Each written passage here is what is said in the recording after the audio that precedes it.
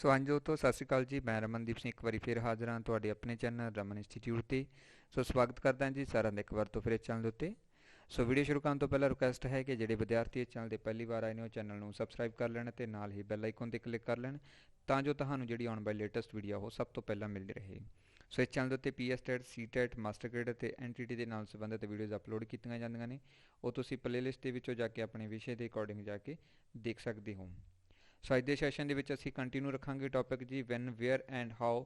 ਸੋ ਕਦੋਂ ਅਤੇ ਕਿੱਥੇ ਅਤੇ ਕਿਵੇਂ ਵਾਲਾ ਟੌਪਿਕ, ਠੀਕ ਹੈ। ਸੋ ਇਹ ਬਹੁਤ ਸਾਰੇ ਕੁਐਸਚਨ ਇਸ ਦੇ ਬਣਦੇ ਹੈਗੇ ਨੇ, ਮੋਸਟਲੀ 300-400 ਕੁਐਸਚਨ ਇਕੱਲਾ ਇਸੇ ਦੇ ਵਿੱਚੋਂ ਹੀ ਨਿਕਲੂ ਆਪਣਾ, ਠੀਕ ਆ। ਸੋ ਇਸ ਤੋਂ ਬਾਅਦ ਵੀ ਜਿਹੜੇ ਹੈਗੇ ਨੇ, ਵੈਸੇ ਇਹਦੇ ਵਿੱਚੋਂ ਸਭ ਤੋਂ ਵੱਧ ਜਿਹੜੇ ਕੁਐਸਚਨ ਉਹ ਨਿਕਲਦੇ ਹੈਗੇ ਨੇ। ਜਿੰਨੇ ਵੀ ਕੋਸ਼ਿਸ਼ ਹੋਊਗੀ ਆਪਣੇ ਕਰ ਸਕਦੇ ਹਾਂ ਉਨੇ ਹੀ ਤੁਹਾਡੇ ਤੱਕ ਪਹੁੰਚਾਉਣ ਦੀ ਕੋਸ਼ਿਸ਼ ਕਰਾਂਗਾ। ਸੋ ਹਿਸਟਰੀ ਦਾ ਇਹ ਟੌਪਿਕ ਰਹੂਗਾ। ਸੋ ਉਮੀਦ ਕਰਦਾ ਕਿ ਸੈਸ਼ਨ ਸਾਰਿਆਂ ਦੇ ਲਈ ਹੈਲਪਫੁਲ ਰਹਿੰਦੇ ਹੋਣਗੇ, ਸਭ ਨੂੰ ਕਾਫੀ ਕੁਝ ਸਿੱਖਣ ਨੂੰ ਮਿਲਦਾ ਉਹ। ਸੋ ਵਟਸਐਪ ਗਰੁੱਪ ਜੁਆਇਨ ਕਰਨ ਦੇ ਲਈ ਤੁਸੀਂ ਇਸ ਨੰਬਰ ਦੇ ਉੱਪਰ ਕੰਟੈਕਟ ਕਰ ਸਕਦੇ ਹੋ, ਜਿੱਥੇ ਤੁਹਾਨੂੰ ਸਾਰੀਆਂ PDF ਆ ਜਿਹੜੀਆਂ ਇਹ ਮਿਲਦੀਆਂ ਨੇ, ਜਿਹੜੀਆਂ ਕਿ ਕਲਾਸਿਸ ਤੁਹਾਨੂੰ ਇੱਥੇ ਮਿਲਦੀਆਂ ਹੈਗੀਆਂ ਨੇ। ਉਹਨਾਂ ਸਾਰਿਆਂ ਦੀ PDF ਤੁਸੀਂ ਗਰੁੱਪ ਦੇ ਵਿੱਚੋਂ ਜਿਹੜਾ ਕਲੈਕਟ ਕਰ ਸਕਦੇ ਹੋ। ਬਟ ਗਰੁੱਪ ਪੇਡ ਅਗਰ ਤੁਸੀਂ ਜੁਆਇਨ ਕਰਨਾ ਚਾਹੁੰਦੇ ਤਾਂ ਫੀਸ ਪੇ ਕਰਕੇ ਉਸ ਦੇ ਵਿੱਚ ਐਡ ਹੋ ਸਕਦੇ ਹੋ। ਵੀਡੀਓ ਨੂੰ ਲਾਈਕ ਕਰਨਾ, ਸ਼ੇਅਰ ਕਰਨਾ ਅਤੇ ਕਮੈਂਟ ਬਾਕਸ ਦੇ ਵਿੱਚ ਆਪਣੇ ਸੁਝਾਅ ਦੇਣੇ ਤੁਸੀਂ ਨਾ ਭੁੱਲਿਆ ਕਰੋ। ਅਤੇ ਜਿਹੜੇ ਵਿਦਿਆਰਥੀ ਨਵੇਂ ਆਉਂਦੇ ਹੁੰਦੇ ਨੇ ਉਹ ਪਲੀਜ਼ ਚੈਨਲ ਨੂੰ ਸਬਸਕ੍ਰਾਈਬ ਜ਼ਰੂਰ ਕਰ ਲਿਆ ਕਰੋ। ਤਾਂ ਸ਼ੁਰੂ ਕਰਦੇ ਹਾਂ ਸੈਸ਼ਨ ਅੱਜ ਦਾ।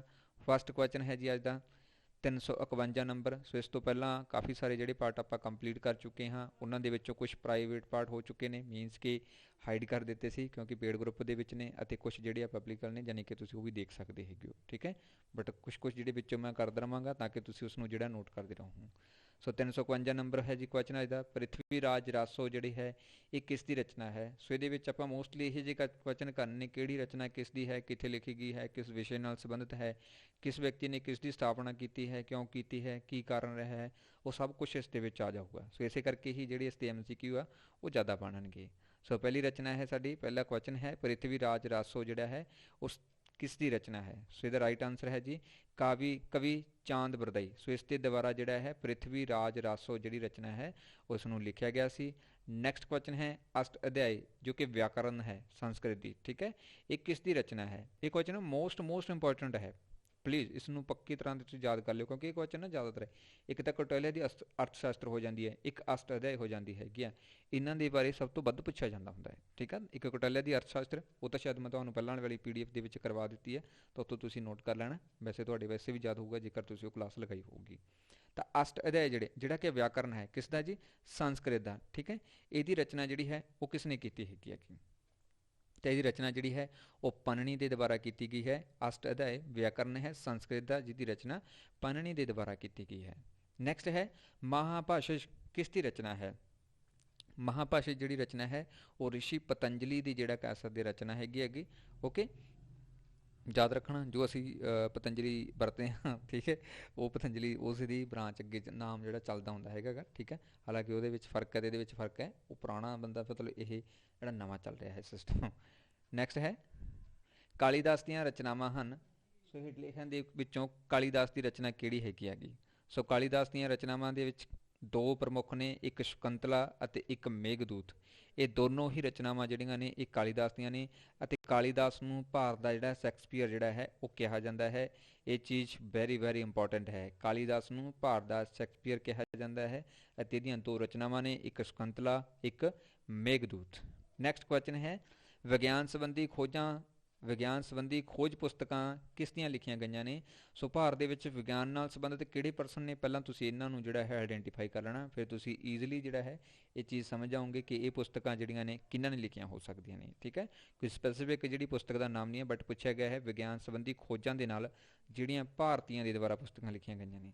ਤਾਂ ਇਹ ਦੋ ਵਿਅਕਤੀ ਨੇ, ਇੱਕ ਹੈ ਆਰੀਆ ਭੱਟ ਜਿਹੜਾ ਸਾਡਾ ਵਿਗਿਆਨੀ ਰਿਹਾ ਹੈ ਜਿਹਨੇ ਜ਼ੀਰੋ ਦੀ ਖੋਜ ਕੀਤੀ ਸੀਗੀ, ਓਕੇ।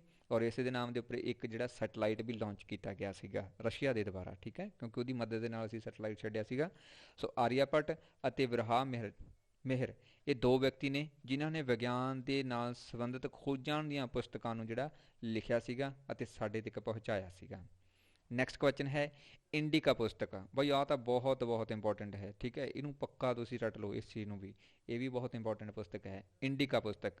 ਤਾਂ ਇੰਡੀਕਾ ਪੁਸਤਕ ਜਿਹੜੀ ਲਿਖੀ ਗਈ ਹੈ ਉਹ ਮੈਗਸਥਨੀਜ਼ ਦੇ ਦੁਆਰਾ ਲਿਖੀ ਗਈ ਹੈ, ਅਤੇ ਇਹ ਕੁਐਸਚਨ ਵੀ ਪੁੱਛਿਆ ਜਾਂਦਾ ਹੈ ਕਿ ਮੈਗਸਥਨੀਜ਼ ਕਿਸ ਦੇ ਸਮੇਂ ਭਾਰਤ ਦੇ ਵਿੱਚ ਆਇਆ ਸੀ ਤੇ ਕਿਸ ਨੇ ਇਸ ਨੂੰ ਭੇਜਿਆ ਸੀ। ਉਹ ਮੈਂ ਲਾਈਨ ਐਡ ਕਰ ਦਿੱਤੀ ਹੈ ਤਾਂ ਕਿ ਤੁਹਾਨੂੰ ਕੋਈ ਪ੍ਰੋਬਲਮ ਨਾ ਆਵੇ ਤੇ ਵੱਧ ਕੁਐਸਚਨ ਆਪਣੇ ਕ੍ਰੀਏਟ ਨਾ ਹੋਣ, ਇੱਕ ਲਾਈਨ 'ਚ ਹੀ ਡਿਫਾਈਨ ਹੋ ਜਾਏ ਸਾਰਾ ਕੁਝ। ਇੰਡਿਕਾ ਪੁਸਤਕ ਜਿਹੜੀ ਹੈ ਉਹ ਮੈਗਸਥਨੀਜ਼ ਦੇ ਦੁਆਰਾ ਲਿਖੀ ਗਈ ਹੈ ਅਤੇ ਇਹ ਇੱਕ ਯੂਨਾਨੀ ਸੀਗਾ, ਠੀਕ ਹੈ। ਇਹ ਯੂਨਾਨੀ ਸਮਰਾਟ ਸੈਲੂਕਸ ਦੇ ਦੁਆਰਾ ਜਿਹੜਾ ਹੈ ਇਸ ਨੂੰ ਭੇਜਿਆ ਗਿਆ ਸੀਗਾ ਕਿਸ ਕੋਲੇ ਜੀ, ਚੰਦਰਗੁਪਤ ਮੌਰੀਆ ਕੋਲੇ, ਠੀਕ ਹੈ। ਚੰਦਰਗੁਪਤ ਮੌਰੀਆ ਦੇ ਦਰਬਾਰ ਦੇ ਵਿੱਚ ਭੇਜਿਆ ਗਿਆ ਸੀਗਾ। ਧਿਆਨ ਰੱਖਣਾ ਕਿ ਮੈਗਸਥਨੀਜ਼ ਦੇ ਦੁਆਰਾ ਰਚਨਾ ਲਿਖੀ ਗਈ ਹੈ ਇੰਡਿਕਾ, ਅਤੇ ਇਹ ਚੰਦਰਗੁਪਤ ਮੌਰੀਆ ਦੇ ਸਮੇਂ ਭਾਰਤ ਦੇ ਵਿੱਚ ਆਇਆ ਸੀ, ਉਹਦੇ ਦਰਬਾਰ ਦੇ ਵਿੱਚ ਰਿਹਾ ਸੀ। ਇਸ ਨੂੰ ਭੇਜਿਆ ਸੀਗਾ ਸੈਲੂਕਸ ਦੇ ਦੁਆਰਾ, ਠੀਕ ਹੈ, ਜੋ ਕਿ ਸਮਰਾਟ ਸੀਗਾ ਯੂਨਾਨੀ ਦਾ, ਉਸ ਨੇ ਭੇਜਿਆ ਸੀਗਾ ਇਸ ਨੂੰ। ਅਤੇ ਇਸ ਨੇ ਚੰਦਰਗੁਪਤ ਮੌਰੀਆ ਦੇ ਬਾਰੇ ਕਾਫੀ ਜਾਣਕਾਰੀ ਲਿਖੀ ਹੈ, ਇਹ ਵੀ ਤੁਸੀਂ ਯਾਦ ਰੱਖ ਲੈਣਾ। ਯਾਨੀ ਕਿ ਉਸ ਸਮੇਂ ਦੀ ਆਰਥਿਕ ਤੇ ਸਮਾਜਿਕ ਤੇ ਜਿਹੜੀ ਕਰ ਸਕਦੇ ਹਾਂ ਜੋ ਅਲੱਗ-ਅਲੱਗ ਸਥਿਤੀਆਂ, ਧਾਰਮਿਕ ਸਥਿਤੀਆਂ, ਉਹਨਾਂ ਸਾਰਿਆਂ ਨੂੰ ਬਿਆਨ ਕੀਤਾ ਇਹਦੇ ਵਿੱਚ। ਨੈਕਸਟ ਰਚਨਾ ਹੈ, ਨੈਕਸਟ ਕੁਐਸਚਨ ਹੈ, ਚੰਦਰਗੁਪਤ ਦੂਜੇ ਦੇ ਸਮੇਂ ਭਾਰਤ ਦੇ ਵਿੱਚ ਕਿਹੜੇ ਚੀਨੀ ਯਾਤਰੀ ਆਇਆ ਸੀ, ਕਿਹੜਾ ਚੀਨੀ ਯਾਤਰੀ ਆਇਆ ਸੀਗਾ। ਤਾਂ ਇਹਦੇ ਵਿੱਚ ਫਾਹੀ ਜਾਨ ਜਿਹੜਾ ਹੈ ਉਹ ਪ੍ਰਮੁੱਖ ਹੈ। ਚੰਦਰਗੁਪਤ ਮੌਰੀਆ ਦੇ ਸਮੇਂ ਕੌਣ ਆਇਆ ਸੀ ਜੀ, ਮੈਗਸਥਨੀਜ਼ ਸੀ, ਜਿਹਨੇ ਇੰਡਿਕਾ ਪੁਸਤਕ ਲਿਖੀ ਸੀ। ਯੂਨਾਨੀ ਸਮਰਾਟ ਸੈਲੂਕਸ ਨੇ ਇਸ ਨੂੰ ਭੇਜਿਆ ਸੀਗਾ। ਔਰ ਦੂਸਰਾ ਸੀ ਚੰਦਰਗੁਪਤ ਦੂਜਾ। ਸੋ ਇਸ ਦੇ ਸਮੇਂ ਭਾਰਤ ਦੇ ਵਿੱਚ ਕਿਹੜਾ ਚੀਨੀ ਯਾਤਰੀ ਆਇਆ ਸੀ, ਇਹ ਸੀਗਾ ਜੀ ਫਾਹੀ ਜਾਨ, ਠੀਕ ਹੈ। ਇਹ ਚੀਨੀ ਯਾਤਰੀ ਸੀਗਾ, ਇਹ ਭਾਰਤ ਦੇ ਵਿੱਚ ਚੰਦਰਗੁਪਤ ਦੂਜੇ ਦੇ ਸਮੇਂ ਆਇਆ ਸੀ। ਨੈਕਸਟ ਕੁਐਸਚਨ ਹੈ, ਹਿਊਨ-ਸਾਂਗ ਕਿਸ ਦੇ ਸ਼ਾਸਨ ਕਾਲ ਦੌਰਾਨ ਭਾਰਤ ਦੇ ਵਿੱਚ ਆਇਆ ਸੀਗਾ।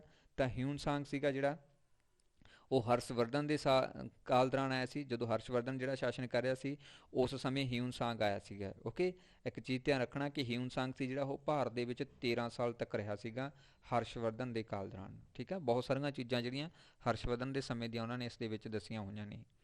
ਨੈਕਸਟ ਕੁਐਸਚਨ ਹੈ, ਸੀਯੂਕੀ ਕਿਸ ਦੀ ਰਚਨਾ ਹੈ। ਸੋ ਮੋਸਟਲੀ ਅਜੇ ਜਿੰਨੀਆਂ ਕਿਤਾਬਾਂ ਨੇ ਉਹ ਆਪਾਂ ਸਾਰੀਆਂ ਕਰ ਲਵਾਂਗੇ, ਠੀਕ ਹੈ, ਤਾਂ ਕਿ ਤੁਹਾਨੂੰ ਕੋਈ ਦਿੱਕਤ ਨਾ ਆਵੇ। ਇਹ ਤੋਂ ਬਾਹਰੋਂ ਕੋਈ ਕਿਤਾਬ ਤਾਂ ਤੁਹਾਨੂੰ ਆਉਂਦੀ ਨਹੀਂ, ਠੀਕ ਹੈ, ਇਹਦੇ ਵਿੱਚੋਂ ਆਊਗੀ ਹਮੇਸ਼ਾ। ਸੀਯੂਕੀ ਇਹ ਕਿਸ ਦੀ ਰਚਨਾ ਹੈ। ਤਾਂ ਸੀਯੂਕੀ ਜਿਹੜੀ ਹੈ ਇੱਕ ਚੀਨੀ ਹੈ, ਕਿਉਂਕਿ ਸੀਯੂ ਇਸ ਤਰ੍ਹਾਂ ਦੇ ਨਾਮ ਜਿਹੜੇ ਆ ਉਹ ਚੀਨੀਆਂ ਦੇ ਹੁੰਦੇ ਹੈਗੇ ਨੇਗੇ, ਠੀਕ ਹੈ। ਤਾਂ ਇਸ ਤਰੀਕੇ ਨਾਲ ਇਹ ਕਿਸ ਦੀ ਹੈ ਜੀ, ਹਿਊਨ-ਸਾਂਗ ਦੀ। ਅਤੇ ਹਿਊਨ-ਸਾਂਗ ਸੀ ਜਿਹੜਾ ਉਹ ਹਰਸ਼ਵਰਧਨ ਦੇ ਸਮੇਂ ਭਾਰਤ ਦੇ ਵਿੱਚ ਆਇਆ ਸੀ, 13 ਸਾਲਾਂ ਦਾ ਸਮਾਂ ਇੱਥੇ ਬਤੀਤ ਕੀਤਾ ਸੀ।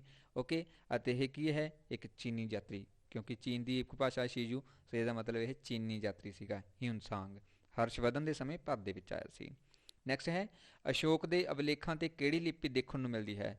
ਅਸ਼ੋਕ ਦੇ ਜਿਹੜੇ ਅਭਿਲੇਖ ਨੇ ਉਹਨਾਂ ਦੇ ਉੱਪਰ ਕਿਹੜੀ ਕਿਹੜੀ ਲਿਪੀ ਦਾ ਇਸਤੇਮਾਲ ਕੀਤਾ ਗਿਆ। ਸੋ ਉਹਦੇ ਵਿੱਚ ਬਹੁਤ ਸਾਰੀਆਂ ਲਿਪੀਆਂ ਨੇ, ਜਿਹਦੇ ਵਿੱਚ ਬ੍ਰਹਮੀ, ਖਰੋਸਟੀ ਤੇ ਅਰੈਮਿਕ ਹੈ, ਠੀਕ ਹੈ। ਇਹ ਤਿੰਨੇ ਭਾਸ਼ਾਵਾਂ, ਤਿੰਨੇ ਲਿਪੀਆਂ ਜਿਹੜੀਆਂ ਨੇ ਇਹ ਅਸ਼ੋਕ ਦੇ ਅਭਿਲੇਖਾਂ ਦੇ ਉੱਪਰ ਮਿਲਦੀਆਂ, ਜਿਹਦੇ ਵਿੱਚ ਉਸਨੇ ਆਪਣੇ ਵਿਚਾਰ ਜਿਹੜੇ ਆ ਉਹ ਲਿਖਾਏ ਹੋਏ ਨੇ ਥੰਮਾਂ ਦੇ ਉੱਪਰ। ਨੈਕਸਟ ਕੁਐਸਚਨ ਹੈ, ਅਸ਼ੋਕ ਦੇ ਅਭਿਲੇਖਾਂ ਦੇ ਉੱਪਰ ਸਭ ਤੋਂ ਵੱਧ ਕਿਹੜੀ ਲਿਪੀ ਦੇਖਣ ਨੂੰ ਮਿਲਦੀ ਆ। ਹੁਣ ਦੋ ਕੁਐਸਚਨ ਨੇ, ਇੱਕ ਤਾਂ ਵਿੱਚ ਮੈਂ ਤਿੰਨੇ ਲਿਖਾ ਦਿੱਤੀਆਂ ਤੁਹਾਨੂੰ, ਇੱਕ ਇਹ ਹੈ ਕਿ ਸਭ ਤੋਂ ਵੱਧ ਲਿਪੀ ਜਿਹੜੀ ਹੈ ਉਹ ਕਿਹੜੀ ਦੇਖਣ ਨੂੰ ਮਿਲਦੀ ਹੈ, ਕਿਸ ਦੇ ਉੱਪਰ ਜੀ, ਅਭਿਲੇਖਾਂ ਦੇ ਉੱਪਰ, ਜਿਹੜੇ ਕਿ ਅਸ਼ੋਕ ਦੇ ਦੁਆਰਾ ਲਿਖਾਏ ਗਏ ਨੇ। ਤਾਂ ਇਹਦੇ ਵਿੱਚ ਬ੍ਰਹਮੀ ਲਿਪੀ ਜਿਹੜੀ ਹੈ ਉਹ ਸਭ ਤੋਂ ਵੱਧ ਮਿਲਦੀ ਹੈ। ਸੋ ਇਸ ਕਰਕੇ ਤੁਹਾਡਾ ਜਿਹੜਾ ਕੁਐਸਚਨ ਪਿਛਲੇ ਨਾਲੋਂ ਇੰਪੋਰਟੈਂਟ ਇਹ ਵਾਲਾ ਹੈ, ਕਿਉਂਕਿ ਸਭ ਤੋਂ ਵੱਧ ਹੀ ਪੁੱਛਣਗੇ ਕਿ ਕਿਹੜੀ ਲਿਪੀ ਮਿਲਦੀ ਹੈ, ਤਾਂ ਉਹ ਹੈ ਬ੍ਰਹਮੀ ਲਿਪੀ, ਜਿਹੜੇ ਕਿ ਅਸ਼ੋਕ ਦੇ ਅਭਿਲੇਖਾਂ ਦੇ ਉੱਪਰ ਮਿਲਦੀ ਹੈ। ਨੈਕਸਟ ਹੈ, ਖਰੋਸਟੀ ਲਿਪੀ ਲਿਖੀ ਜਾਂਦੀ ਹੈ। ਸੋ ਖਰੋਸਟੀ ਲਿਪੀ ਜਿਹੜੀ ਹੈ ਉਹ ਸੱਜੇ ਤੋਂ ਖੱਬੇ ਲਿਖੀ ਜਾਂਦੀ ਹੈ। ਸਾਡੀ ਗੁਰਮੁਖੀ ਲਿਪੀ ਜਿਹੜੀ ਹੈ ਉਹ ਖੱਬੇ ਤੋਂ ਸੱਜੇ ਲਿਖੀ ਜਾਂਦੀ ਹੈ, ਬਟ ਖਰੋਸਟੀ ਸੀਗੀ ਜਿਹੜੀ ਉਹ ਸੱਜੇ ਤੋਂ ਖੱਬੇ ਲਿਖੀ ਜਾਂਦੀ ਲੈਂਗੁਏਜ ਹੈ। ਨੈਕਸਟ ਹੈ, ਗੁਪਤ ਕਾਲ ਤੋਂ ਪਹਿਲਾਂ ਲਿਖੇ ਅਭਿਲੇਖਾਂ ਦੀ ਭਾਸ਼ਾ ਕਿਹੜੀ ਰਹੀ ਹੈ। ਸੋ ਗੁਪਤ ਕਾਲ ਚੰਦਰਗੁਪਤ ਮੌਰੀਆ ਵਾਲਾ ਜਿਹੜਾ ਕਾਲ ਸੀ, ਉਹ ਤੋਂ ਪਹਿਲਾਂ ਜਿਹੜੀ ਕਹਿ ਸਕਦੇ ਹੈਗੇ ਕਿ ਅਭਿਲੇਖਾਂ ਦੇ ਉੱਪਰ ਭਾਸ਼ਾ ਮਿਲਦੀ ਸੀ ਉਹ ਕਿਹੜੀ ਸੀਗੀ। ਤਾਂ ਉਸੇ ਪ੍ਰਕ੍ਰਿਤ ਭਾਸ਼ਾ, ਪ੍ਰਕ੍ਰਿਤ ਭਾਸ਼ਾ ਜਿਹੜੀ ਹੈ ਉਹ ਗੁਪਤ ਕਾਲ ਤੋਂ ਪਹਿਲਾਂ ਇਸਤੇਮਾਲ ਕੀਤੀ ਜਾਂਦੀ ਸੀਗੀ। ਇੱਕ ਗੁਪਤ ਕਾਲ ਬਾਰੇ ਹੋਰ ਫੈਕਟਰ ਹੈ ਕਿ ਗੁਪਤ ਕਾਲ ਨੂੰ ਭਾਰਤ ਦਾ ਸੁਨਹਿਰੀ ਯੁੱਗ ਕਿਹਾ ਜਾਂਦਾ ਹੈ, ਸੁਨਹਿਰੀ ਯੁੱਗ ਕਿਹਾ ਜਾਂਦਾ ਹੈ ਭਾਰਤ ਦਾ ਗੁਪਤ ਕਾਲ ਨੂੰ, ਕਿਉਂਕਿ ਇਹ ਇੱਕ ਅਜਿਹਾ ਸਮਾਂ ਸੀ ਜਿਹਦੇ ਵਿੱਚ ਸਾਰੇ ਲੋਕਾਂ ਨੂੰ ਸਾਰੀਆਂ ਜਿਹੜੀਆਂ ਸੁਵਿਧਾਵਾਂ ਪ੍ਰੋਵਾਈਡ ਸੀਗੀਆਂ। ਅਤੇ ਇੱਥੋਂ ਤੱਕ ਸੀਗਾ ਕਿ ਲੋਕ ਜਿਹੜੇ ਜੇਕਰ ਘਰਾਂ ਨੂੰ ਜਿੰਦਾ ਨਹੀਂ ਲਾਉਂਦੇ ਸੀ ਤਾਂ ਉਹਨਾਂ ਦੇ ਘਰ ਦੇ ਵਿੱਚ ਜਿਹੜੀ ਹੈ ਚੋਰੀ ਨਹੀਂ ਦੇਖਣ ਨੂੰ ਮਿਲਦੀ ਸੀ। ਇਸੇ ਕਰਕੇ ਹੀ ਗੁਪਤ ਕਾਲ ਨੂੰ ਸੁਨਹਿਰੀ ਯੁੱਗ ਕਿਹਾ ਜਾਂਦਾ ਹੈ ਭਾਰਤ ਦਾ। ਨੈਕਸਟ ਹੈ, ਗੁਪਤ ਕਾਲ ਤੋਂ ਬਾਅਦ ਦੇ ਅਭਿਲੇਖ ਸੀਗੇ ਜਿਹੜੇ ਉਹ ਕਿਹੜੀ ਭਾਸ਼ਾ ਦੇ ਵਿੱਚ ਲਿਖੇ ਗਏ ਸੀਗੇ। ਤਾਂ ਗੁਪਤ ਕਾਲ ਤੋਂ ਬਾਅਦ ਜਿਹੜੇ ਅਭਿਲੇਖ ਸੀਗੇ ਉਹਨਾਂ ਦੀ ਭਾਸ਼ਾ ਰਹੀ ਹੈ ਜੀ ਸੰਸਕ੍ਰਿਤ, ਸੰਸਕ੍ਰਿਤ ਭਾਸ਼ਾ ਦੇ ਵਿੱਚ ਲਿਖੇ ਗਏ ਸੀ। ਪਹਿਲਾਂ ਪ੍ਰਕ੍ਰਿਤ ਸੀਗੀ, ਫਿਰ ਸੰਸਕ੍ਰਿਤ ਸੀਗੀ। ਅਤੇ ਜੇ ਪੁੱਛ ਲਿਆ ਕਿ ਗੁਪਤ ਕਾਲ ਦੇ ਦੌਰਾਨ ਹੀ ਕਿਹੜਾ ਸੀ, ਕਿਉਂਕਿ ਗੁਪਤ ਕਾਲ ਦੇ ਵਿੱਚ ਹੀ ਅਸ਼ੋਕ ਆਉਂਦਾ ਹੈ, ਅਤੇ ਇਸ ਸਮੇਂ ਦੇ ਵਿੱਚ ਬ੍ਰਹਮੀ ਜਿਹੜੀ ਹੈ ਅਤੇ ਖਰੋਸਟੀ ਜਿਹੜੀ ਹੈ ਉਹ ਜ਼ਿਆਦਾ ਵਰਤੀ ਗਈ ਸੀ, ਬਟ ਬ੍ਰਹਮੀ ਸਭ ਤੋਂ ਵੱਧ ਸੀਗੀ। ਓਕੇ, ਨੈਕਸਟ ਹੈ, ਦੂਜੀ ਸਤਾਬੰਦੀ ਈਸਵੀ ਪੂਰਵ ਦੇ ਵਿੱਚ, ਦੂਜੀ ਸਤਾਬੰਦੀ ਈਸਵੀ ਪੂਰਵ ਦੇ ਵਿੱਚ ਭਾਰਤ ਦੇ ਵਿੱਚ ਭਗਵਤ ਧਰਮ ਦੇ ਵਿਕਸਿਤ ਹੋਣ ਦਾ ਸਬੂਤ ਮਿਲਦਾ ਹੈ। ਭਗਵਤ ਧਰਮ ਵਿਕਸਿਤ ਹੋਣ ਦਾ ਸਬੂਤ ਕਿਹੜੀ ਚੀਜ਼ ਤੋਂ ਮਿਲਦਾ ਹੈ। ਤਾਂ ਇਸ ਦੇ ਨਾਲ ਸੰਬੰਧਿਤ ਹੈ ਜੀ ਯੂਨਾਨੀ ਰਾਜਦੂਤ ਹੈਲੀਓਡੋਰਸ ਦਾ ਵੇਸਨਗਰ ਤੋਂ ਪ੍ਰਾਪਤ ਗਰੁੜ ਦਾ ਸਤੰਭ ਲੇਖ। ਇੱਥੋਂ ਪਤਾ ਲੱਗਦਾ ਹੈ ਕਿ ਭਾਰਤ ਦੇ ਵਿੱਚ ਦੂਜੀ ਸਦੀ ਈਸਵੀ ਪੂਰਵ ਦੇ ਵਿੱਚ, ਈਸਵੀ ਪੂਰਵ ਹੈ ਇਹ ਜ਼ਰੂਰ ਧਿਆਨ 'ਚ ਰੱਖਿਓ ਕਿ ਭਾਰਤ ਦੇ ਵਿੱਚ ਭਗਵਤ ਧਰਮ ਜਿਹੜਾ ਹੈ ਉਹ ਵਿਕਸਿਤ ਹੋਇਆ ਸੀਗਾ, ਭਗਵਤ ਧਰਮ। ਨੈਕਸਟ ਕੁਐਸਚਨ ਹੈ ਜੀ, ਬ੍ਰਹਮੀ ਲਿਪੀ ਵਿੱਚ ਲਿਖੇ ਅਸ਼ੋਕ ਦੇ ਅਭਿਲੇਖਾਂ ਨੂੰ ਸਭ ਤੋਂ ਪਹਿਲਾਂ ਕਿਸ ਨੇ ਪੜ੍ਹਿਆ ਸੀਗਾ? ਲਓ ਬਹੁਤ ਇੰਪੋਰਟੈਂਟ, ਅਸੀਂ ਇਹਦਾ ਪੜ੍ਹ ਲਿਆ ਕਿ ਕਿਹੜੀ ਭਾਸ਼ਾ ਲਿਖੀ ਗਈ ਸੀਗੀ, ਠੀਕ ਹੈ, ਬ੍ਰਹਮੀ ਲਿਪੀ ਸੀਗੀ, ਬਟ ਉਹਨੂੰ ਸਭ ਤੋਂ ਪਹਿਲਾਂ ਪੜ੍ਹਿਆ ਕਿਹਨੇ ਭਾਰਤ ਦੇ ਵਿੱਚ ਜਾਂ ਪੂਰੇ ਮਤਲਬ ਸੰਸਾਰ ਦੇ ਵਿੱਚ, ਕਿਹੜੇ ਵਿਅਕਤੀ ਨੇ ਜਿਹੜਾ ਇਸ ਨੂੰ ਪੜ੍ਹਿਆ ਸੀਗਾ? ਜਿਹੜੇ ਅਸ਼ੋਕ ਦੇ ਅਭਿਲੇਖ ਸੀਗੇ, ਸੋ ਇਸ ਨੂੰ ਸਭ ਤੋਂ ਪਹਿਲੀ ਵਾਰ ਪੜ੍ਹਿਆ ਸੀ ਜੀ ਜੇਮਸ ਪ੍ਰਿਪਸ ਨੇ। ਇਹਨੇ ਸਭ ਤੋਂ ਪਹਿਲੀ ਵਾਰ ਬ੍ਰਹਮੀ ਲਿਪੀ ਨੂੰ ਜਿਹੜਾ ਹੈ ਅਧਿਐਨ ਕੀਤਾ ਸੀ, ਸਮਝਿਆ ਸੀ ਕਿ ਅਸ਼ੋਕ ਦੇ ਦੁਆਰਾ ਅਭਿਲੇਖਾਂ ਦੇ ਉੱਪਰ ਲਿਖਿਆ ਕੀ ਗਿਆ ਹੈ। ਸੋ ਇਹ ਤਾਂ ਇੱਕ ਨਾਮ ਹੋ ਗਿਆ ਕਿ ਜੇਮਸ ਪ੍ਰਿਸਪ ਨੇ ਜਿਹੜਾ ਹੈ ਇਸ ਨੂੰ ਪੜ੍ਹਿਆ ਸੀਗਾ। ਫਿਰ ਇਸ ਤੋਂ ਬਾਅਦ ਇਹ ਕੁਐਸਚਨ ਬਣਦਾ ਹੈ ਕਿ ਬ੍ਰਹਮੀ ਲਿਪੀ ਦੇ ਵਿੱਚ ਲਿਖੇ ਅਸ਼ੋਕ ਦੇ ਅਭਿਲੇਖਾਂ ਨੂੰ ਸਭ ਤੋਂ ਪਹਿਲਾਂ ਜੇਮਸ ਪ੍ਰਿਸਪ ਨੇ ਕਦੋਂ ਪੜ੍ਹਿਆ? ਤਾਂ ਇਸ ਨੇ ਪੜ੍ਹਿਆ ਸੀਗਾ ਜੀ 1837 ਦੇ ਵਿੱਚ, ਸਭ ਤੋਂ ਪਹਿਲੀ ਵਾਰ ਜੇਮਸ ਪ੍ਰਿਸਪ ਨੇ 1837 ਦੇ ਵਿੱਚ ਅਸ਼ੋਕ ਦੇ ਜਿਹੜੇ ਅਭਿਲੇਖ ਸੀਗੇ ਉਹਨਾਂ ਨੂੰ ਪੜ੍ਹਿਆ ਸੀ, ਜਿਹਦੇ ਉੱਪਰ ਕਿਹੜੀ ਲਿਪੀ ਸੀ ਜੀ? ਬ੍ਰਹਮੀ ਲਿਪੀ। ਨੈਕਸਟ ਹੈ ਜੀ, ਲੋਹੇ ਦੀ ਸ਼ੁਰੂਆਤੀ ਪ੍ਰਯੋਗ ਦੇ ਸਬੂਤ ਸਭ ਤੋਂ ਪਹਿਲਾਂ ਕਿੱਥੋਂ ਮਿਲੇ ਸੀਗੇ? ਲੋਹੇ ਦੀ ਸ਼ੁਰੂਆਤ ਦੇ ਪ੍ਰਯੋਗ, ਯਾਨੀ ਕਿ ਜਿਹੜੇ ਕਹਿ ਸਕਦੇ ਹਾਂ ਲੋਹੇ ਦਾ ਸਮਾਨ ਵਰਤਿਆ ਜਾਂਦਾ ਸੀ, ਲੋਹਾ ਕ੍ਰੀਏਟ ਹੋ ਚੁੱਕਿਆ ਸੀ, ਇਹਦੇ ਸਭ ਤੋਂ ਪਹਿਲੇ ਸਬੂਤ ਜਿਹੜੇ ਆ ਉਹ ਕਿੱਥੋਂ ਮਿਲੇ ਸੀਗੇ? ਸੋ ਇਹ ਸਬੂਤ ਮਿਲੇ ਸੀ ਅੰਤਰੀ ਜਖੇੜਾ ਦੀ ਖੁਦਾਈ ਤੋਂ ਪਤਾ ਲੱਗਿਆ ਸੀਗਾ ਕਿ ਜਿਹੜੇ ਪੁਰਾਣੇ ਲੋਕ ਸੀਗੇ ਉਹ ਕਦੋਂ ਤੋਂ ਜਿਹੜਾ ਹੈ ਲੋਹੇ ਦਾ ਪ੍ਰਯੋਗ ਕਰਨਾ ਸ਼ੁਰੂ ਕਰ ਦਿੱਤਾ ਸੀ ਤੇ ਕਿਹੜੇ ਕਿਹੜੇ ਇੰਸਟਰੂਮੈਂਟ ਉਹ ਬਣਾਉਂਦੇ ਹੁੰਦੇ ਸੀਗੇ। ਨੈਕਸਟ ਹੈ ਜੀ, ਜੈਨ ਧਰਮ ਦੀਆਂ ਸਿੱਖਿਆਵਾਂ ਨੂੰ ਕਿਸ ਗ੍ਰੰਥ ਦੇ ਵਿੱਚ ਸੰਕਲਿਤ ਕੀਤਾ ਗਿਆ ਹੈ? ਪੁੱਛਿਆ ਗਿਆ ਜੀ ਜੈਨ ਧਰਮ ਦੀਆਂ ਜਿਹੜੀਆਂ ਸਿੱਖਿਆਵਾਂ ਨੇ ਉਹਨਾਂ ਨੂੰ ਕਿਸ ਗ੍ਰੰਥ ਦੇ ਵਿੱਚ ਐਡ ਕੀਤਾ ਗਿਆ ਹੈ? ਤਾਂ ਆਗਮ ਨਾਂ ਦਾ ਗ੍ਰੰਥ ਹੈ ਜਿਹਦੇ ਵਿੱਚ ਜੈਨ ਧਰਮ ਦੀਆਂ ਜਿਹੜੀਆਂ ਸਿੱਖਿਆਵਾਂ ਨੇ ਉਹਨਾਂ ਨੂੰ ਐਡ ਕੀਤਾ ਗਿਆ ਹੈ, ਟੀਚਿੰਗਸ ਨੂੰ। ਨੈਕਸਟ ਕੁਐਸਚਨ ਹੈ ਜੀ, ਹਰਸ਼ਵਰਧਨ ਨੇ ਕਿੰਨੇ ਨਾਟਕਾਂ ਦੀ ਰਚਨਾ ਕੀਤੀ ਹੈ? ਤਾਂ ਹਰਸ਼ਵਰਧਨ ਦੇ ਦੁਆਰਾ 3 ਨਾਟਕ ਲਿਖੇ ਗਏ ਨੇ, ਜਿਹਦੇ ਵਿੱਚ ਪਹਿਲਾ ਪ੍ਰਿਯਦਰਸ਼ਕਾ, ਦੂਸਰਾ ਨਾਗਨੰਦ ਤੇ ਤੀਸਰਾ ਰਤਨਾਵਲੀ। ਤਾਂ ਇਹ 3 ਨਾਟਕ ਜਿਹੜੇ ਆ ਉਹ ਹਰਸ਼ਵਰਧਨ ਦੇ ਦੁਆਰਾ ਲਿਖੇ ਗਏ ਨੇਗੇ। ਨੈਕਸਟ ਕੁਐਸਚਨ ਹੈ 71 ਨੰਬਰ, ਬੁੱਧ ਧਰਮ ਦੀ ਸਿੱਖਿਆ ਪ੍ਰਾਪਤ ਕਰਨ ਆਏ ਚੀਨੀ ਯਾਤਰੀਆਂ ਦੇ ਨਾਮ। ਸੋ ਇਹਨਾਂ ਦੇ ਵਿੱਚੋਂ ਕਿਹੜੇ ਵਿਅਕਤੀ ਸੀਗੇ ਜਿਹੜੇ ਚੀਨੀ ਯਾਤਰੀ ਸੀ ਤੇ ਬੁੱਧ ਧਰਮ ਦੀ ਸਿੱਖਿਆ ਪ੍ਰਾਪਤ ਕਰਨ ਦੇ ਲਈ ਭਾਰਤ ਦੇ ਵਿੱਚ ਆਏ ਸੀਗੇ? ਸੋ ਇਹ ਸੀਗੇ ਜੀ ਫਾਹੀਜਾਨ, ਹਿਊਨਸਾਂਗ, ਹੂਲੀ, ਇਤਸਿੰਗ, ਤਿਮਾਤ ਵਨਲਿਨ ਅਤੇ ਚਾਓ ਯੂਕੀਆ। ਸੋ ਇਹ ਜਿਹੜੇ ਵਿਅਕਤੀ ਸੀ ਇਹ ਚੀਨੀ ਯਾਤਰੀ ਸੀਗੇ, ਇਹਨਾਂ ਦਾ ਮੇਨ ਮਕਸਦ ਸੀ ਭਾਰਤ ਦੇ ਵਿੱਚ ਆਉਣਾ, ਬੁੱਧ ਧਰਮ ਦਾ ਅਧਿਐਨ ਕਰਨਾ, ਬੁੱਧ ਧਰਮ ਦੀਆਂ ਜਿਹੜੀਆਂ ਸਿੱਖਿਆਵਾਂ ਨੇ ਉਹਨਾਂ ਨੂੰ ਪ੍ਰਾਪਤ ਕਰਨਾ। ਸੋ ਇੰਨੀ ਦੂਰੋਂ ਜਿਹੜੇ ਆ ਰਹੇ ਸੀਗੇ।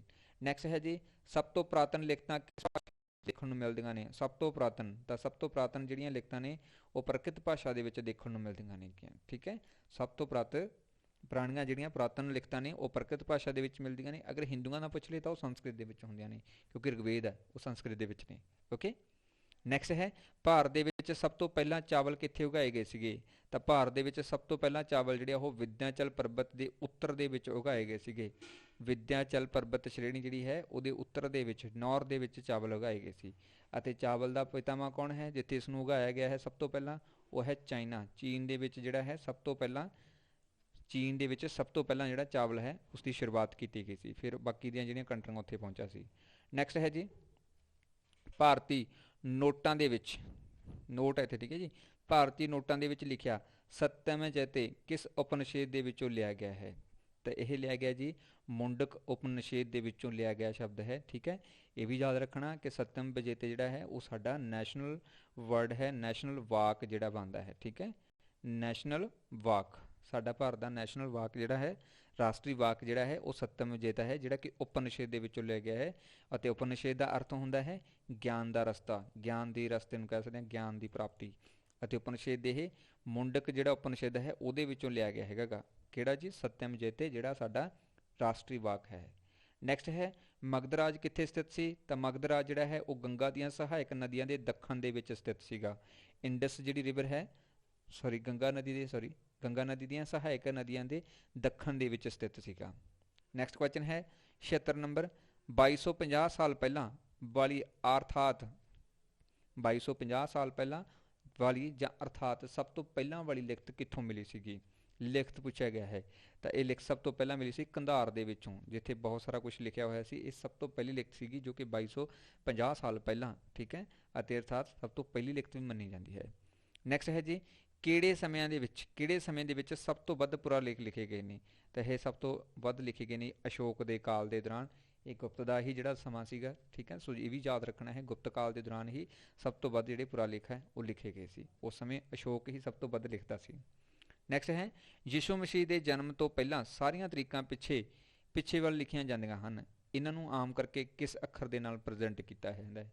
ਯਿਸੂ ਦੇ ਜਨਮ ਤੋਂ ਪਹਿਲਾਂ ਦੀ ਗੱਲ ਕੀਤੀ ਗਈ ਹੈ, ਤਾਂ ਉਸ ਤੋਂ ਪਹਿਲਾਂ ਤੋਂ ਜਿਹੜਾ ਸਮਾਂ ਹੈ ਉਸ ਨੂੰ BC ਦੇ ਨਾਲ ਅਸੀਂ ਪੰਜਾਬੀ 'ਚ ਈਸਵੀ ਪੂਰਵ ਕਹਿ ਦਿੰਦੇ ਹਾਂ, ਬਿਫੋਰ ਕ੍ਰਿਸਚਨ, ਯਾਨੀ ਕਿ ਯਿਸੂ ਮਸੀਹ ਦੇ ਜਨਮ ਤੋਂ ਪਹਿਲਾਂ ਦੀਆਂ ਘਟਨਾਵਾਂ ਨੂੰ ਅਸੀਂ ਪਿੱਛੇ ਨੂੰ ਵੱਲ ਨੂੰ ਲਿਜਾਂਦੇ ਹਾਂ, ਯਾਨੀ ਕਿ ਅਸੀਂ ਮਾਈਨਸ 'ਚ ਜਾਂਦੇ ਹਾਂ 100 ਤੋਂ 99, 98, 97 ਇਸ ਤਰੀਕੇ ਦੇ ਨਾਲ।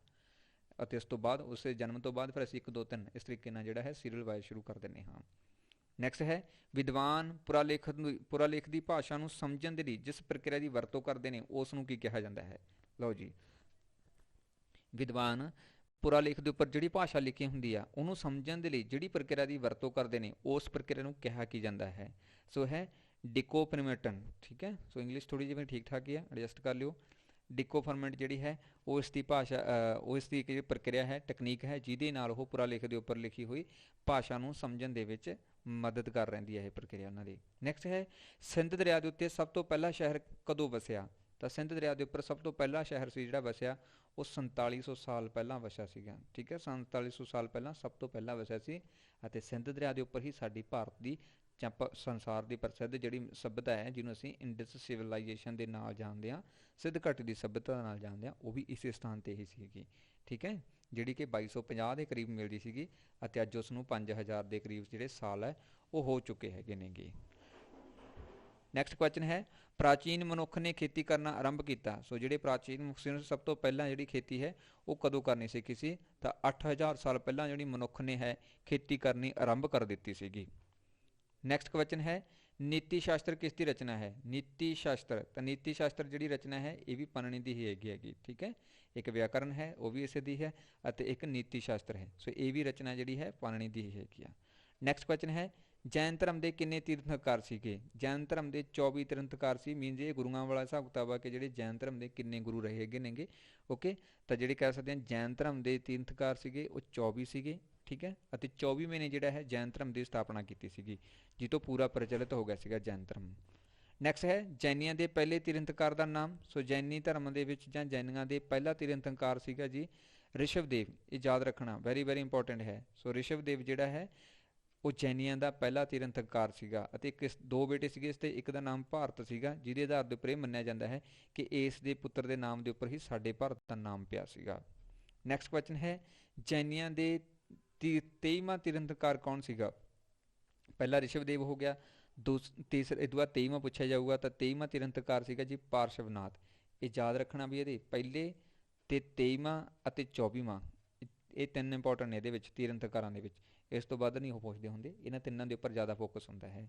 ਪਹਿਲਾ ਰਿਸ਼ਵਦੇਵ ਹੈ, ਅਤੇ ਜਿਹੜਾ 23ਵਾਂ ਹੈ ਉਹ ਪਾਰਸ਼ਵਨਾਥ ਹੈ, ਅਤੇ ਜਿਹੜਾ 24ਵਾਂ ਹੈ ਉਹ ਅੱਗੇ ਦੇਖਦੇ ਹਾਂ। ਤਾਂ ਜੈਨੀਆਂ ਦੇ 24ਵੇਂ ਤੀਰਥੰਕਾਰ ਦਾ ਨਾਮ ਹੈ ਜੀ, ਸੋ 24ਵੇਂ ਤੀਰਥੰਕਾਰ ਦਾ ਨਾਮ ਹੈ ਸਵਾਮੀ ਮਹਾਵੀਰ, ਜਿਨੇ ਜੈਨ ਧਰਮ ਦੀ ਸਥਾਪਨਾ ਕੀਤੀ ਸੀ। ਸਵਾਮੀ ਮਹਾਵੀਰ ਜਿਨੇ ਜੈਨ ਧਰਮ ਦੀ ਸਥਾਪਨਾ ਕੀਤੀ ਸੀਗੀ। ਨੈਕਸਟ ਹੈ ਜੀ, ਜੈਨ ਧਰਮ ਦੀ ਸਥਾਪਨਾ ਕਿਸ ਨੇ ਕੀਤੀ? ਇਹ ਮੈਂ ਪਹਿਲੇ ਦੱਸ ਚੁੱਕਿਆ, ਵਰਧਮਾਨ ਮਹਾਵੀਰ। ਇਹਨੂੰ ਵਰਧਮਾਨ ਮਹਾਵੀਰ ਕਿਹਾ ਜਾਂਦਾ ਸੀ ਪੂਰਾ, ਓਕੇ। ਔਰ ਵਰਧਮਾਨ ਇਸ ਦਾ ਪਹਿਲਾ ਨਾਮ ਸੀ, ਬਾਅਦ ਦੇ ਵਿੱਚ ਮਹਾਵੀਰ ਵੀ ਜਿਹੜਾ ਹੈ ਨਾ ਐਡ ਹੋ ਗਿਆ ਸੀਗਾ ਜਦੋਂ ਇਹਨਾਂ ਨੂੰ ਗਿਆਨ ਦੀ ਪ੍ਰਾਪਤੀ ਹੋ ਗਈ ਸੀਗੀ। ਨੈਕਸਟ ਹੈ, ਵਰਧਮਾਨ ਮਹਾਵੀਰ ਨੂੰ ਕਵੇਲਿਸ ਗਿਆਨ ਦੀ ਪ੍ਰਾਪਤੀ ਕਿੱਥੇ ਹੋਈ? ਯਾਨੀ ਕਿ ਜਿਹੜੀਆਂ ਸ਼ਕਤੀਆਂ ਨੇ ਉਹ ਕਿੱਥੇ ਮਿਲ ਗਈਆਂ? ਆਪਾਂ ਇਹ ਕਹਿ ਦਿੰਦੇ ਹਾਂ ਜਿਵੇਂ ਪੰਜਾਬੀ 'ਚ ਕਿ ਕੇਵਲਿਸ ਗਿਆਨ ਜਿਹੜਾ ਹੈ, ਜਦੋਂ ਗਿਆਨ ਦੀ ਪ੍ਰਾਪਤੀ ਹੋਈ ਆ ਤਾਂ ਉਹ ਕਿੱਥੇ ਇਹਨਾਂ ਨੂੰ ਗਿਆਨ ਦੀ ਪ੍ਰਾਪਤੀ ਹੋਈ ਸੀ? ਤਾਂ ਗਿਆਨ ਦੀ ਪ੍ਰਾਪਤੀ ਰਿਜੂਪਾਲਕਾ ਨਦੀ ਦੇ ਨੇੜੇ ਯਰਮਿਥਕ ਗ੍ਰਾਮ, ਇਸ ਸਥਾਨ ਵਿਖੇ ਜਿਹੜਾ ਹੈ ਇਹਨਾਂ ਨੂੰ ਗਿਆਨ ਦੀ ਪ੍ਰਾਪਤੀ ਹੋਈ ਸੀਗੀ, ਓਕੇ। ਕਿਸ ਨੂੰ ਜੀ? ਭਗਵਾਨ ਮਹਾਵੀਰ ਨੂੰ, ਜਿਹੜੇ ਕਿ ਜੈਨ ਧਰਮ ਦੇ ਸੰਸਥਾਪਕ ਸੀ ਅਤੇ 24ਵੇਂ ਤੀਰਥੰਕਾਰ ਸੀਗੇ। ਨੈਕਸਟ ਕੁਐਸਚਨ ਹੈ, ਭਗਵਾਨ ਮਹਾਵੀਰ ਦਾ ਜਨਮ ਕਦੋਂ ਹੋਇਆ? ਤਾਂ ਭਗਵਾਨ ਮਹਾਵੀਰ ਦਾ ਜਨਮ 599 ਈਸਵੀ ਪੂਰਵ ਦੇ ਵਿੱਚ ਹੋਇਆ। 599 ਈਸਵੀ ਪੂਰਵ ਦੇ ਵਿੱਚ ਭਗਵਾਨ ਮਹਾਵੀਰ ਦਾ ਜਨਮ ਹੋਇਆ। ਭਗਵਾਨ ਮਹਾਵੀਰ ਦਾ ਜਨਮ ਕਿੱਥੇ ਹੋਇਆ? ਇਹ ਵੀ ਕੁਐਸਚਨ ਬਹੁਤ ਇੰਪੋਰਟੈਂਟ ਹੈ। ਤਾਂ ਇਹ ਵਿਸ਼ਾਲੀ ਦੇ ਵਿੱਚ ਹੋਇਆ ਸੀ, ਜੋ ਕਿ ਬਿਹਾਰ ਦੇ ਵਿੱਚ ਸਥਿਤ ਹੈ। 599 ਈਸਵੀ ਦੇ ਵਿੱਚ ਹੋਇਆ, ਈਸਵੀ ਪੂਰਵ ਦੇ ਵਿੱਚ ਹੋਇਆ, ਵਿਸ਼ਾਲੀ ਦੇ ਵਿੱਚ ਹੋਇਆ, ਅਤੇ ਬਿਹਾਰ ਰਾਜ ਦੇ ਵਿੱਚ ਇਹ ਸਥਾਨ ਪੈਂਦਾ ਸੀਗਾ। ਨੈਕਸਟ ਕੁਐਸਚਨ ਹੈ, ਮਹਾਵੀਰ ਦੇ ਪਿਤਾ ਦਾ ਨਾਮ ਕੀ ਸੀ ਜੀ? ਤਾਂ ਮਹਾਵੀਰ ਦੇ ਪਿਤਾ ਦਾ ਨਾਮ ਸਿਧਾਰਥ ਸੀਗਾ, ਅਤੇ ਮਾਤਾ ਦਾ ਨਾਮ ਤ੍ਰਿਸ਼ਲਾ ਸੀਗਾ। ਪਿਤਾ ਦਾ ਨਾਮ ਸਿਧਾਰਥ ਅਤੇ ਮਾਤਾ ਦਾ ਨਾਮ ਤ੍ਰਿਸ਼ਲਾ ਸੀ। ਨੈਕਸਟ ਕੁਐਸਚਨ ਹੈ, ਮਹਾਵੀਰ ਦਾ ਵਿਆਹ ਕਿਸ ਨਾਲ ਹੋਇਆ ਸੀਗਾ ਜੀ? ਤਾਂ ਮਹਾਵੀਰ ਦਾ ਜਿਹੜਾ ਵਿਆਹ ਸੀ ਉਹ ਯਸ਼ੋਧਨਾ ਦੇ ਨਾਲ ਹੋਇਆ ਸੀ। ਯਸ਼ੋਦਾ, ठीक है, यशोदा ਦੇ ਨਾਲ ਜਿਹੜਾ ਹੈ ਭਗਵਾਨ ਮਹਾਵੀਰ ਦਾ ਵਿਆਹ ਹੋਇਆ ਸੀ।